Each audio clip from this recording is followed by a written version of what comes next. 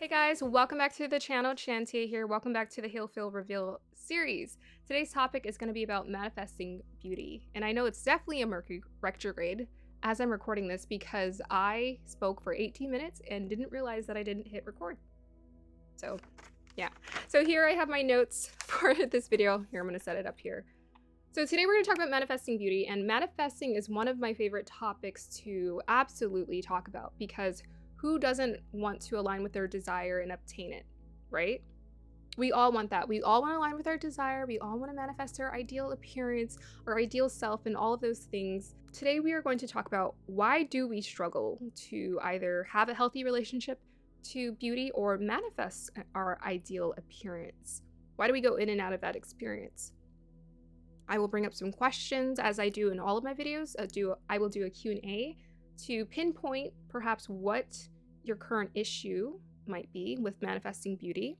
Then we're going to talk about the 4 exercises that I personally like to use to manifest beauty. Let us go ahead and get into this topic. So beauty is such a fun thing. I am a very visual person. I'm a very creative person. I love beauty. I love color. I love art. I love beauty. So this is something that I am consciously aware of. Like, how do I manifest beauty, man? How do I manifest my ideal appearance? And I found that as I get older, my body changes, everything changes. Everything's different. It's a new chapter every single time, but it's always exciting because I'm learning how to align more and more with that ideal version of myself, or the version of myself that I find really desirable and enjoyable to look at. First, I want to go ahead and do a Q&A, and I want to ask you, the viewers, and also Alchemist, you guys are my alchemists. That's why you guys watch these videos, because you are here to transmute your difficulties and your struggle into gold. What is your current relationship with beauty? So think about the word beauty. What does that bring up for you? How do you feel when you think about beauty? How do you feel when you think about your own beauty? I always encourage my viewers to bring out a sheet of paper and a pencil and write down your thoughts. You can keep a mental note of them, but I think writing it down is super helpful because then you are aligned with what thought keeps popping up. Then you can see right before you, how do you think? My second question to you is, what is your definition of beauty? Okay, so I want to go ahead and share with you guys both my relationship and my definition of beauty. I love natural beauty. I think I took it for granted that my parents would feed me affirmations. They would tell me that I was beautiful all the time. They're like, you're beautiful. You're beautiful. My kids are beautiful. You know, my dad always says that. My kids are beautiful. My kids are beautiful. He always says that. And it just helped to reaffirm for us. I think for him, he wasn't given that positivity and those affirmations, so he showers it on us. And it helped to shape my mindset in a way that I embraced my natural beauty. Another thing I think that often shapes how we see beauty is our role models. Our parents, our first loves, are usually our role models. For me, that was my mother. My mother is a natural beauty. She doesn't wear makeup very often or at all, rarely. When she would wear makeup, she would, get dressed and dolled up, but it was often for special occasions. So my mother would often just, emanate her natural beauty and be very comfortable in her natural appearance. That's what my parents taught me. Therefore, that's the ideology I learned to embrace growing up. Now we're going to get into talking about why do we often struggle to manifest beauty? Or why do we struggle with our relationship with beauty? And one of the reasons is unrealistic body standards. Now, whether you give into unrealistic body standards or not, is determined by your experience around beauty and what you were taught. For me personally, because I was taught to embrace my natural beauty and to embrace natural beauty in general, I don't subscribe to unrealistic body standards at all. I don't care. I don't care.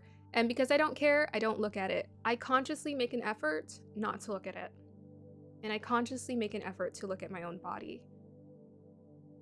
So we are talking about beauty today and manifesting our ideal appearance.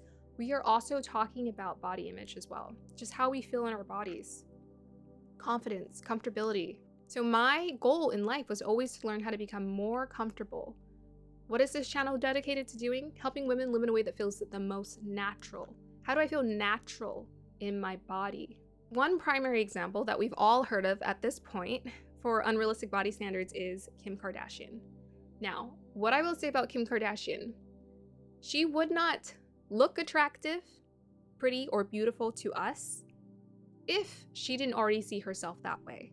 So you can't radiate what you don't have. If someone says you're beautiful, it's because either consciously or subconsciously you believe it and you acknowledge it. The thing that I think celebrities often get caught up in, because they're often faced with their image all the time and airbrushed versions of themselves, is they hold themselves to those high standards and they feel like they have to maintain it. So when they were seen as the most beautiful, which was probably in their female reproductive prime years, their 20s or their 30s, when they were seen the most beautiful, that's probably what they're trying to maintain is, oh, I have to always stay this youthful. I have a feeling that she definitely puts that pressure on herself to maintain those body standards because she feels like she has to in order to be beautiful. But your concept of beauty depends on you. So if you say, I get to age and become more beautiful, then that's what your reality is. Your reality is the one that you decide to create. The other reason why we often struggle with our relationship with beauty is because of vanity. So people often see beauty as a vain experience. How dare we focus on our looks and all of that? But if you think about it, nature is unapologetically beautiful. Think about the sky, the succulent trees, and the gorgeous flowers. They are effortlessly and unapologetically beautiful. Beauty is a part of our nature as well. And we have you don't need it, we have full permission to be unapologetically and effortlessly beautiful. Think about the muses. Who do artists often paint? They paint women, especially because women embody that Venusian beauty so effortlessly with their curves and their softness and their complexity. So as a woman, it is your birthright. But even so, feminine energy is a part of that creation of enjoying beauty. I personally, as an artist, I love beauty, I love color, I love looking at things that are beautiful. So it matters to me that I put a healthy effort in my appearance because I enjoy the experience of looking at things that are beautiful. And also not just putting in the effort to perhaps work on my appearance, but also just embrace it as it is. All in all, I think we've been hinting that beauty is something you radiate. It comes from the inside out.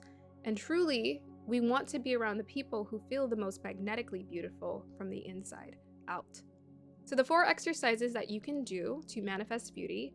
Exercise number 1 is the mirror exercise. You have to look at yourself in the mirror, see what you look like, okay? And appreciate what you got. Appreciate what you have. Appreciate the things that you do find beautiful. And perhaps it might feel awkward at first, but you have to build up to that experience of really loving how you look. And this is something I've practiced over the years. At first, it might feel like, oh, I like this. This is enjoyable. This is pretty good. To, I love this. I love the way that I look. I love my features. But not only do you embrace it when you're looking at yourself in the mirror and that experience becomes more pleasurable for you, but you actually become it. So sometimes I look at myself and I'm like, I don't recognize myself because I looked different 3 years ago versus how I looked 2 years later. And I find it such a strange experience. However, as I've gotten older, I've learned to just embrace my looks and embrace what I have. And I think my looks form to this ideal in my mind. So it's just part of manifesting. It happens. It works that way. Appreciate what you have. Exercise number 2 is appreciate what other people have. So let's say you have a goal or desire to obtain a certain beauty standard. Let's say you want something. I always generalize my desires. So I'll just look at someone and I'll appreciate it. I'll be like, wow, your hair looks so radiant today. Your skin looks so beautiful. Your lipstick looks so amazing. And I'll just think about, wow, what would my version of that be? And then I manifest it. So, for example, I have 2 girls in my class who have the exact same texture as me. And they kept coming in with like amazing curls day after day. And I was like, oh my gosh, their curls look so beautiful and gorgeous. And then, because I was having issues with my hair being dry, I ended up manifesting like really moisturized, succulent curls. So you just never know. When you practice appreciating beauty on other people, you can experience it for yourself, and you can get your version of that thing. Exercise number 3 is send love to your appearance, send love to your body. So when you're looking in the mirror, I have about a 15 to 20 minute skincare routine. Does it need to take that long? No, but it does, because I just enjoy it so much. So when I'm rubbing in my oils and my lotions and my moisturizer, I will just appreciate my skin, and I will appreciate my beauty as it is. And I feel like this is just a great way to manifest it effortlessly. So if you have a skincare routine, if you don't have a skincare routine, I would highly recommend that you create one. Same thing when you get out of the shower, when you're rubbing lotion into your body, really appreciate that experience of connecting to your body and send it love. Say like, oh my gosh, I love my skin. I love this part. Sometimes it's a lot easier to say you love like a part of you that you actually love versus a part of you you're feeling insecure about. However, send it love anyways. You might be surprised what happens. Exercise number 4 is you can create a vision board. You can visualize, or you can imagine. Let's say you walk into a room. How do you want to feel when you walk into a room? So we haven't used that word too often. I've used it here and there in this video, but how you feel makes all the difference in your appearance. It makes all the difference. So there's a book, I think post it here. There's a book that was recommended by Mina, the universe guru, where this woman, she talks about how there are certain traumas associated with ailments in our body. So for example, if you're having skin issues or acne, that's often associated with feelings of self-hatred and not liking yourself. And I think that's right on point, because think about your adolescent years when you're feeling the most insecure and you're having all those issues with your appearance and acne. Isn't it interesting how our hormones are going AWOL? And during that period of time, we manifest like probably the worst acne that we get in our life. I find that interesting. Usually when you're going through those years, your adolescent, teenage years, you're hating the world and you're hating yourself too. And it's just kind of a slightly miserable hormone experience. I would say that this is absolutely accurate. And I'm going to post some images of before and after how I used to look. I used to struggle with acne so often because I had a lot of those self-deprecating thoughts, a lot. Because I didn't like myself. I always thought there was something wrong with me. There's something wrong with me. Hi. Right, so recently my skin's been in really bad condition. I mean, it's not horrible, but it's pretty crappy. And so I continue to manifest acne and skin issues. And it didn't matter what product I bought, none of them would fix the issue. Another experience I'll share with you guys is a couple of weeks ago, I found a couple of pictures of myself where I had great skin. And so when I was living in Florida, my skin was absolutely amazing, even though I was eating everything and then some sugar, all the meat, I was eating everything, yet my skin was amazing. The only thing I could think of that truly helped it was one, humidity, because the humidity was so great for my pores and allowing my skin to just breathe and produce oil, because I typically have dry skin up here in the Northwest. But two, the other issue I was facing was, at the time I was pursuing my art degree and I was absolutely in love with creativity and beauty. I would go into school or class, I would wear different outfits, I would do my makeup. I was putting a lot of attention into just enjoying my appearance. And then when I looked at those pictures and I realized that, and I was in a period where I was feeling really good, obtaining my goals, I'm posting these videos, I'm enjoying life, suddenly I get this inspired idea to start moisturizing even more. So typically I use jojoba oil for my moisture, and I got this inkling and this idea to stop cleansing and to just do oil cleansing and to use more oil on my face. And a lot of my inflammation just cleared up just like that. And if you guys want, I will go ahead and put a product recommendation in the description if you guys want to know what I use to moisturize my face. I'm all about natural skincare. That's what I prefer on my face. If you guys are interested in using those products, you can go ahead and find it in the description. So after you've done all of these exercises, what happens next is your scent, the inspired action. You're sent an idea, just like I was. Do this, do that, try this, try that product. I would just be sent random ideas. Change your product, try these products. I try a combination of like 3 or 4 different products for my hair typically. And sometimes the combination is right, sometimes it's not. I will get inspired ideas, start blow drying your hair. Never blow dry my hair. Start using this brush. I haven't used that brush in 3 years. I would just get random ideas and I'll follow that. And suddenly my hair or my skin will start looking better and start looking the way that I had desired for it to look. So those are the ways in which we can practice manifesting beauty, going about obtaining it, but ultimately it's up to how you feel. What are your standards of beauty for yourself? And if you have really high, difficult, struggle standards of beauty, I would suggest that you create an experience that feels obtainable for you. So if your goal for beauty feels unreachable, then that's because you need to make it reachable for you. And if you reach that goal, then maybe you can stretch your goal, or you need to build up your belief system with affirmations and working on yourself in other areas of your life. So let's say, to me, I've never had any blockages around beauty. I always trust that I can feel beautiful or I'll look beautiful when I really want to, when I really desire for it to happen for me. However, the thing that you never want to not stop working on is your confidence. Always work on your confidence and practice your confidence. Whatever makes you feel confident, a hobby, something you like to do, spending time with someone, going to a certain event, exercising, you need to do those things because that's the universe sending you divine, inspired inspiration for you to enhance and radiate your beauty. The last tip I want to share with you guys is trust that your transformation is always happening. So whatever transformation you desire, whatever beauty standard you desire to obtain and look like, it's absolutely 1000% obtainable. I think part of the experience is patience. And I always say patience, you don't really have to be patient when you're present. If you look in the mirror every single day and you just appreciate what you have. Every day I look at my skin and I'm always like, oh, it looks so great today. I'm so happy. But if it doesn't look good, I'm like, oh, it's kind of dry. Let's try to put some oil on there. Or let's try to drink some water. I will try to do things to kind of help me just feel beautiful. Or maybe today being in front of the camera and making a video would make me feel beautiful. Or maybe playing with makeup, right? I don't know how often, like, beauty is about play. It's about creativity. So get in your makeup. I have so much lipsticks and lip glosses I bought over the years, and it's just crazy. I never get tired of buying more, or nail polish.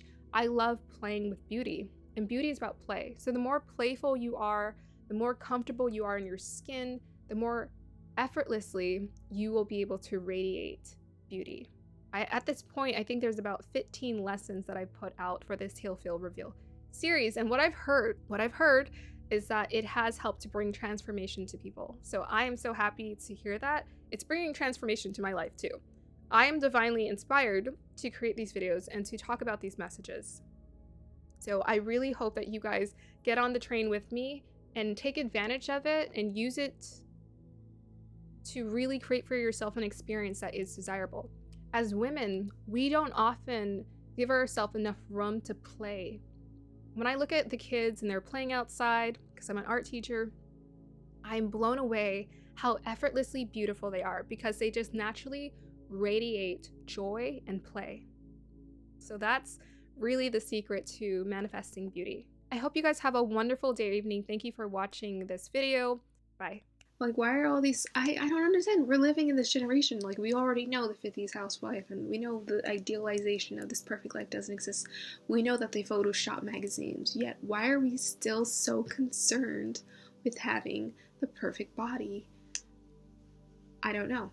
You know, I'm not that concerned with it. Honestly, sometimes, like, I look at my body. But I look at my body every time I take my clothes off. I look at it, you know. By the way, this is a good exercise for anyone who's very self-conscious about it. Like, look at your body naked. Just look at it. And see the beauty in it. I think because I'm an artist, it's actually pretty easy for me to see beauty in things. But look at the curve. The angles. Like, I look at my body and I'm like, I have these interesting curves. And I have these very, like, contrasting angles next to them. I feel like it comes together to make a very interesting body. My body might not be the most photographic or the best suited for creating a feminine silhouette or whatever, but it's my body, you know? This is real. This is what God gave me, and I'm not gonna fight it. I'm probably gonna wear certain clothes that suit me, versus wearing the same clothes every other girl wears and being like, oh, this doesn't suit my body. Like, wear the clothes that you feel works with your body. Your body's different, which means your style is probably going to be different, which means your clothing's probably going to fit differently.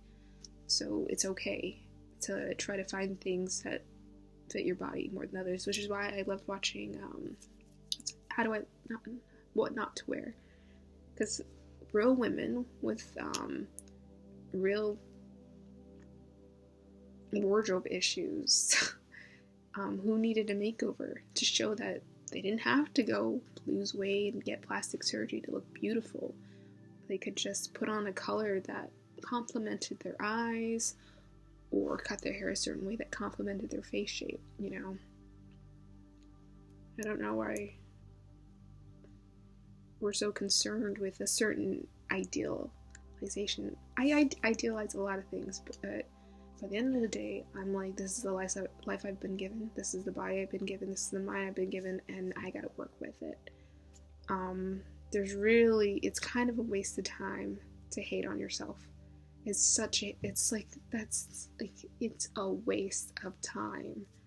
Like, I understand people go through their phases, but you need to get out of that fast, because I feel like some way or another, it's gonna, like, I do not really have room for holding on to negativity, because it doesn't really serve any purpose other than to bring me down. So, you know, usually I'll absorb my negative thoughts and I'm like, I'm being negative, and then I'll let it go, you know? There's just this, it's useless. It's absolutely useless to hate on yourself. It's like, I feel like to hate oneself is like the most vulnerable kind of and the easiest and the most damaging kind of I had a word and I just lost it. Violence. It's the easiest and the most damaging kind of violence you can ever do and bring to this world. I don't want to bring that to the world. You know, I'm a critical person. Sometimes I look at my body and I'm like, oh, I wish this could change this, but then I'm like, why the fuck do I care?